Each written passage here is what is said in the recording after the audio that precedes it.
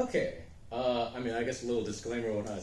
I'm a little tired today or whatnot. Didn't get any sleep last night because I was up reading this or whatnot.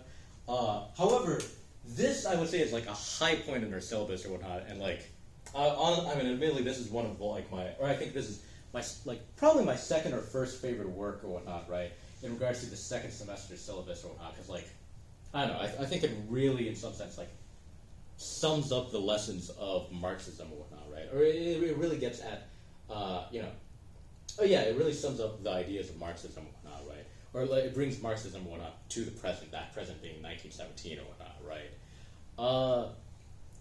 Yeah, so I guess we'll begin this lecture or whatnot by giving like, you know, I guess, well, one, just like a little bit of a historical context, but also doing a little bit more than just that or whatnot, and explaining like what Lenin is doing in this work or whatnot, right? So, one, I guess, for historical context or whatnot, right? You know, last week when we covered imperialism and whatnot, we made it all the way up to 1916 or whatnot, right?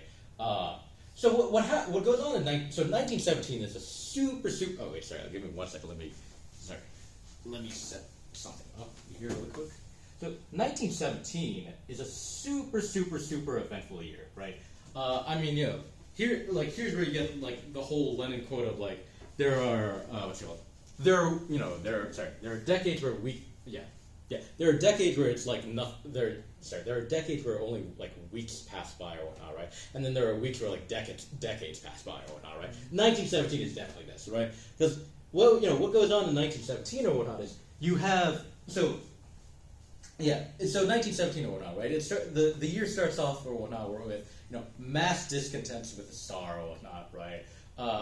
Russia's in the World War or whatnot, right? People are discontented. Everyone's tired with Tsarism. Everyone's tired with the Tsar or whatnot, right? And all this sort of stuff. March 8th or whatnot, right? Or March 8th on the Gregorian calendar. I'll say Russia was using a different calendar or whatnot, right? March 8th or whatnot. It's Women's Day or whatnot, right? Well, a bunch of women go on the street or whatnot. They start protesting for bread or whatnot, right?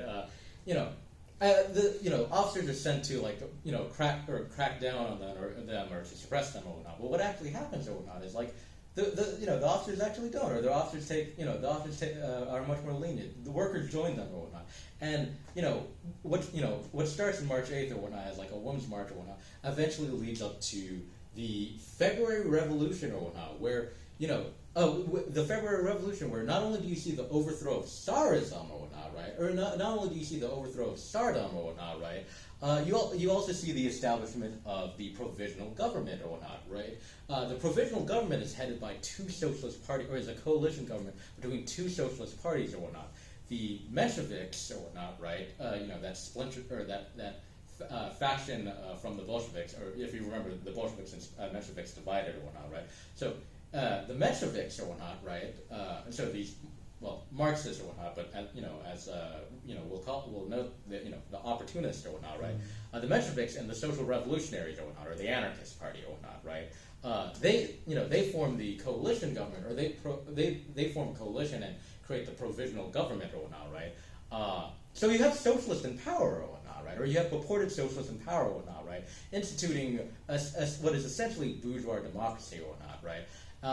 Along with the provisional government, you also have the establishment of, or you also have the Soviets or whatnot act as a dual power to the provisional government or whatnot, right? The Soviets or whatnot, the Soviets being like these worker organizations or these worker organizations or whatnot, right? So February Revolution or whatnot, you have the establishment of you basically have a bourgeois revolution or whatnot. You have the establishment of like a bourgeois democracy or whatnot, right?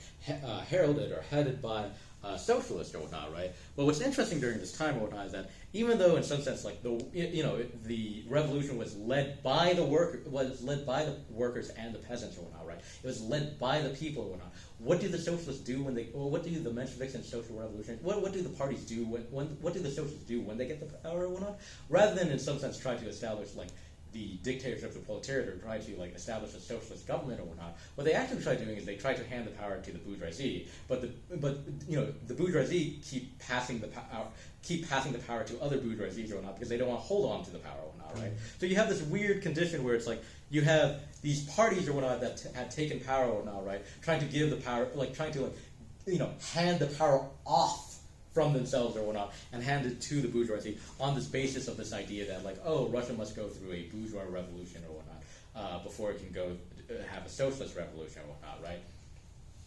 This causes a lot of discontents or whatnot, right? This creates a lot of discontents or whatnot with the masses or whatnot, with the workers and the workers and the peasants or whatnot, where they're like, no, like we had this revolution or whatnot, right? Well, like why are we trying to give the power to the bourgeoisie or whatnot, right?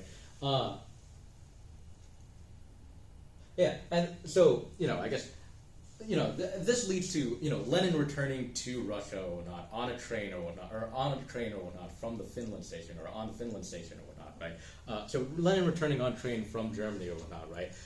Where when Lenin arrives in April or whatnot, Lenin makes this big announcement of all power to the Soviets, where Lenin says, actually,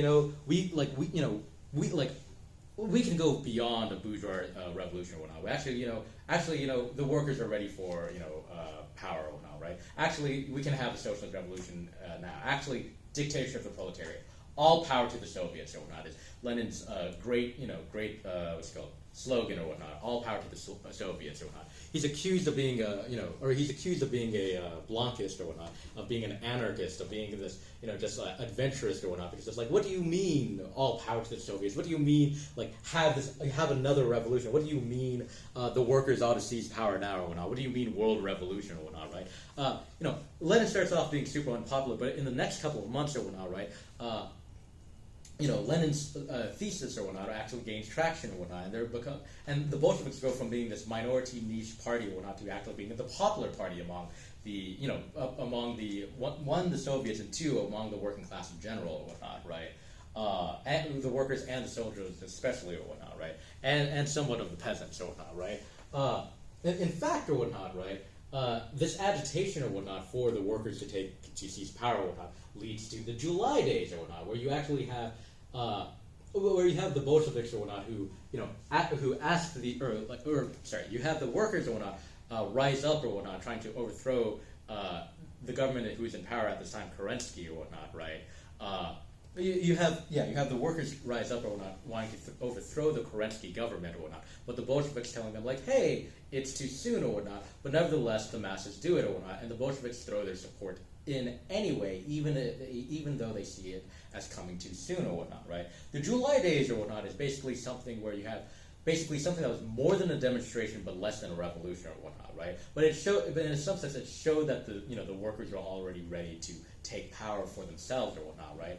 And finally you have the October Revolution or whatnot, where you have the Bolsheviks take power or whatnot, right, on the behalf of the workers or whatnot, and establish a socialist government or whatnot, right? Or establish a socialist government in Russia or whatnot, right? And waiting for, in some sense, the advent, or and what they see as a start, not as a finish, but as a start of the world revolution or whatnot, right? So yeah, the October Revolution or whatnot is, to the Bolshevik self-understanding at this time or whatnot, they have started the world socialist revolution or whatnot. They are now going to begin the new world order or whatnot, right? Very, very exciting, eventful year or whatnot, right? And then in December or whatnot, there's the signing of Brest-Litovsk or whatnot, which is there's the beginning of negotiations with Brest-Litovsk, which is trying to negotiate peace with Germany or whatnot, because there's still the whole World War going on or whatnot, right? So, again, very, very exciting times that are going on in Russia or whatnot, right? So, the State and Revolution, what is Lenin doing here? Because, Lenin writes his piece, The State and Revolution, in August or whatnot, right? I'm trying to think if it was August in the old calendar or this new calendar. August or September, one of those 2 months or whatnot. Or maybe September in the new Gregorian calendar, August in the old calendar or whatnot, right? Lenin publishes The State and Revolution or whatnot. And what's interesting, to y'all who read the text or whatnot, is what's interesting about the State and Revolution is the State and Revolution is mostly composed of Lenin citing excerpts or whatnot from Marx and Engels or whatnot, right? It is, in some sense, it's just Lenin clarifying these excerpts or whatnot. It's not Lenin writing his own. It's not Lenin writing his own whole unique thing or whatnot. It's him, in some sense, just reviving like Marx and Engels' writing from 1848 to 1852 during the whole Spring of Nations or whatnot, and also in 1871 or whatnot with the Paris Commune or whatnot. What's Lenin doing here or whatnot, right? What's going on with Lenin? So what Lenin is doing is in Lenin's time or whatnot, right? Lenin is realizing that he is experiencing, in Lenin's time or whatnot, Lenin is realizing that he is experiencing the crisis of Marxism or whatnot, and it's a crisis because you had a Socialist International vote for war credits or whatnot, right? You had the Second International or whatnot, bring about the World War or whatnot, right? So you have this crisis of Marxism. You have this opportunism become a dominant and a world world historical tendency with Marxism or whatnot, right? So for Lenin's seeing 1917 or whatnot as a crisis in Marxism or whatnot, right? And Lenin is asking this question of, okay, if we're experiencing a crisis in Marxism, the question is, how do we return to Marx's time or whatnot, right? To in some sense, the crisis, what Marx is recognizing as capital, or the crisis of bourgeois society. Let me slow down and back up and explain what I'm talking about here.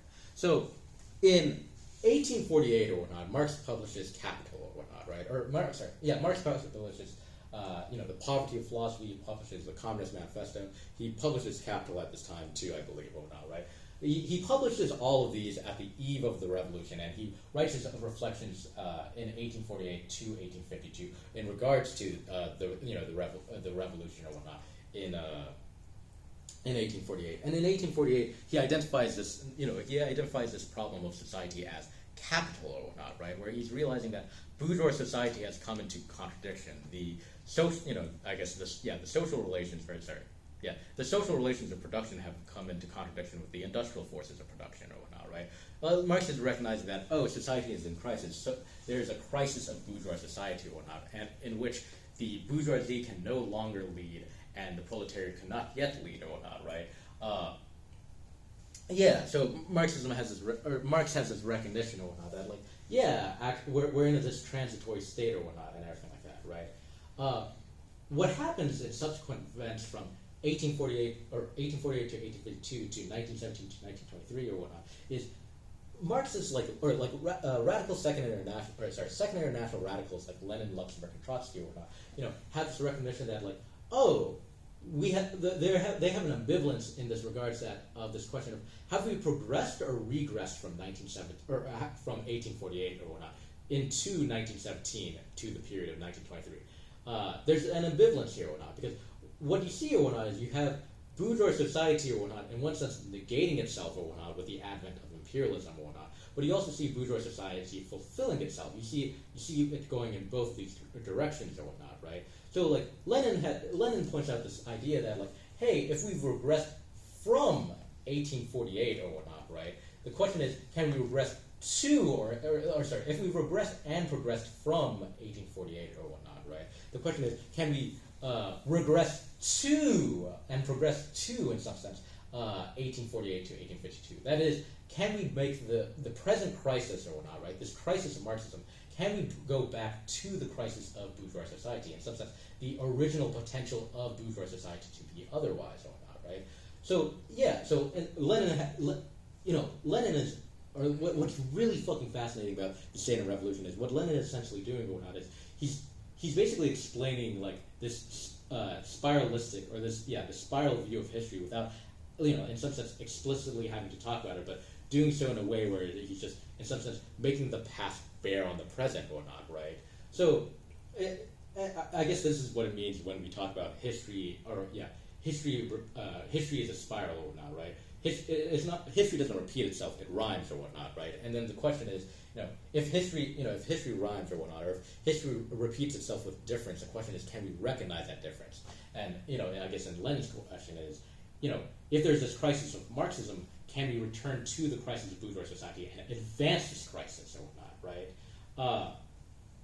so yeah, so I guess this is what polemically what this is I guess theoretically what Lenin is doing or whatnot, right? Without having to without having to spell it out or whatnot, but showing it or whatnot, right? And I guess there's also this thing about 1871 and 1905 where it's like in 1871 or whatnot, right? You had the first experience of a proletarian revolution in which the proletarian in some sense tried to create its own government or whatnot, right? You had the proletarian create the communes or whatnot, right?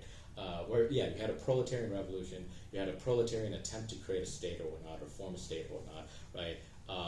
And try to like overthrow the former state or whatnot, right? And you also see this question be raised again or whatnot back in 1905 or whatnot, right? That's more of a side note or whatnot. But to speak a little bit more about this kind of like return or whatnot, right? Or this return to 1848 or whatnot, or regression to and progression to 1848 or whatnot, is basically this. It basically goes into this idea of like, okay, if Marxism has this understanding of history like repeating itself with a difference or whatnot, the question of 1848 or whatnot is this question of, hey, can we return to the original crisis and potential of bourgeois society? For the thing about bourgeois society is that every time bourgeois society has a crisis or whatnot, bourgeois society can either contradict itself and become, basically capitalism or whatnot, right? Or bourgeois society could lead to capitalism as it actually did or whatnot, historically or whatnot, right? But the thing about bourgeois society is that it doesn't have to lead to capitalism or whatnot. In fact,